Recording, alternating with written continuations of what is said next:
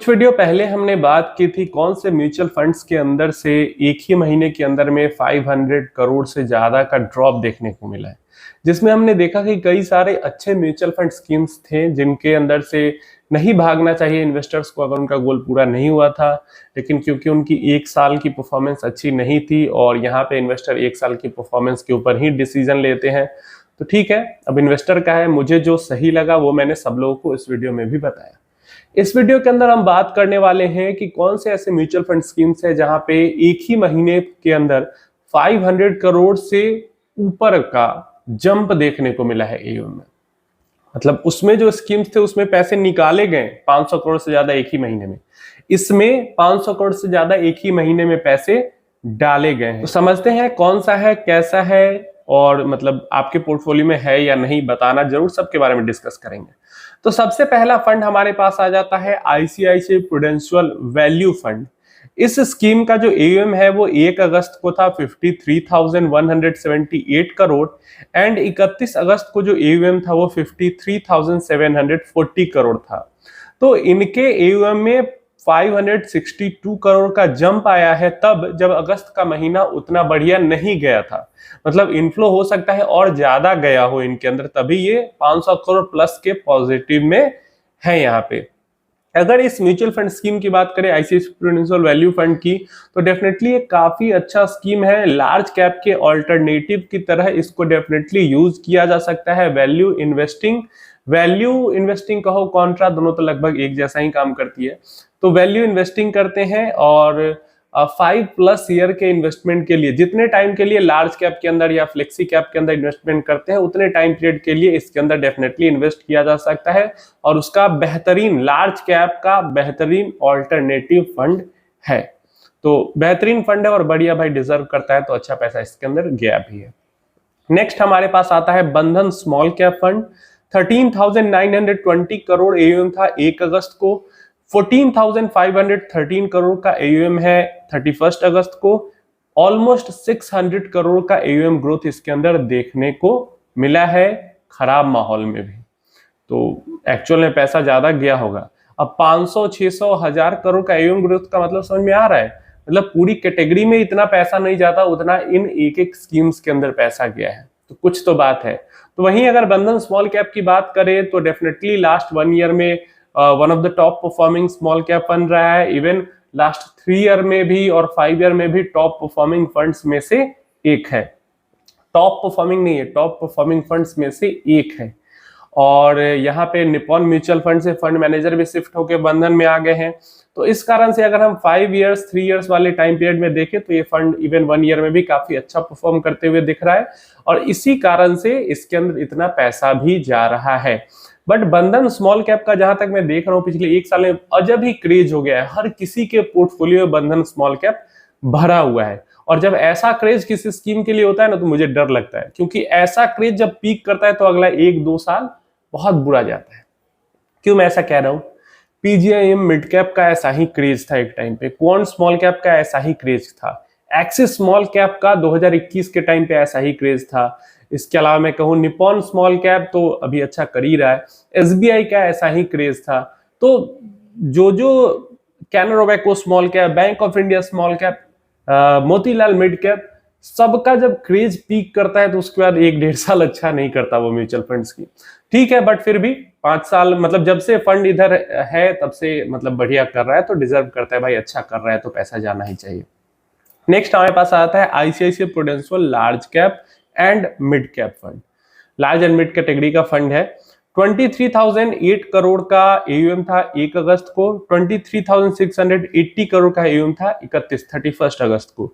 तो almost 700 crore, 672 to be exact crore का jump देखने को मिला है। लार्ज एंड मिड कैप की कैटेगरी है, डेफिनेटली लार्ज कैप से तो बेटर कैटेगरी ही हो जाती है, लार्ज कैप से बेटर परफॉर्मेंस मिल जाती है 5-6 ईयर्स के टाइम पीरियड में। मतलब जिस टाइम पीरियड में आईसीआईसीआई का ही आप वैल्यू फंड उठा लो, आईसीआईसीआई का ही आप लार्ज एंड मिड उठा लो और आईसीआईसीआई का ही ब्लू चिप उठा लो, ऑलमोस्ट उतनी ही वॉलेटिलिटी, थोड़ी सी ज्यादा वॉलेटिलिटी होगी लेकिन उससे better performance same time period में ये फंड दे देंगे। मतलब ब्लू चिप ये लार्ज कैप के मुकाबले में लार्ज एंड मिड कैप या वैल्यू फंड दे देते हैं, बढ़िया परफॉर्मिंग भी है तो अच्छा इनफ्लो जा रहा है।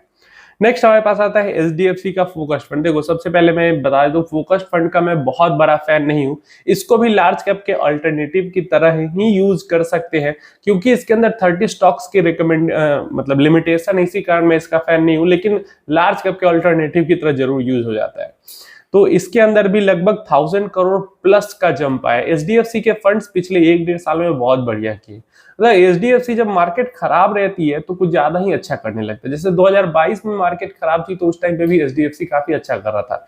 फिर मिक्स हो गया 23-24 में, फिर जब 24-25 खराब जा रहा है तो फिर टॉप कर रहा है।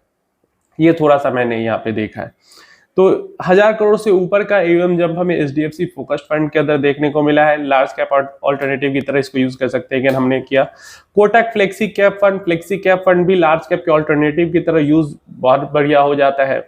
और मैं कोटक के अंदर में इतना ज्यादा आया है पैसा, और बढ़िया है, मतलब बढ़िया बात है कोटक के अंदर जाए। एक ट्रेंड यहाँ पे मुझे दिख रहा है जिसके बारे में आगे वीडियो के अंदर बात करेंगे। 52,600 करोड़ का 1 अगस्त को था, 53,631 करोड़ 31 अगस्त को था, तो 1000 प्लस करोड़ का इसके अंदर भी ग्रोथ हुआ है।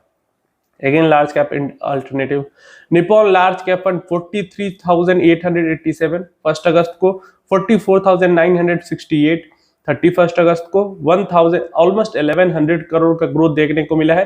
One of the top performing large cap funds रहा है पिछले, मतलब में से एक रहा है पिछले कुछ समय में, तो इसके अंदर एयूएम तो आना ही था। नेक्स्ट हमारे पास एचडीएफसी का फ्लेक्सी कैप आ जाता है 80,193 करोड़ से बढ़ के 82,672 करोड़ हो 5 करोड़ हो गया। तो ऑलमोस्ट 2500 करोड़ का सिर्फ एक स्कीम के अंदर सिर्फ एक महीने में पैसा गया है। देन पराग पारिक फ्लेक्सी कैप का 1,12,351 से 1,15,037 करोड़ एक ही स्कीम के अंदर 2600 ऑलमोस्ट 2700 करोड़ रुपया गया है। तो भाई इन्हीं 3 फ्लेक्सी कैप को अगर हम मिला लेते हैं तो लगभग 1000 करोड़ प्लस है। कोटक के अंदर, एचडीएफसी के अंदर 2500, पराग पारिक के अंदर 2700। भाई इतना सारा तो 3 ही फ्लेक्सी कैप ने पैसा ले लिया है। अब एक ट्रेंड हमें क्या दिख रहा है, सिर्फ एक स्मॉल कैप फंड इसके अंदर में है।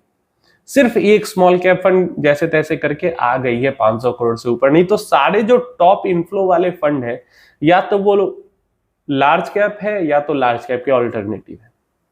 जैसे वैल्यू फंड लार्ज का alternative, large and mid cap भी उसका ऑल्टरनेटिव हो जाता है, फोकस्ड भी हो जाता है, फ्लेक्सी कैप भी हो जाता है, और एक तो लार्ज कैप ही है। तो हमें क्या ये शिफ्ट दिखा रहा है कि अभी से कुछ समय पहले तक स्कीम वाइज भी अगर हम डेटा देखते तो हमें स्मॉल कैप में दिखता कि सबसे ज्यादा पैसा गया है, हमें दिखता मिड कैप कोई फंड सबसे ज्यादा पैसा गया है।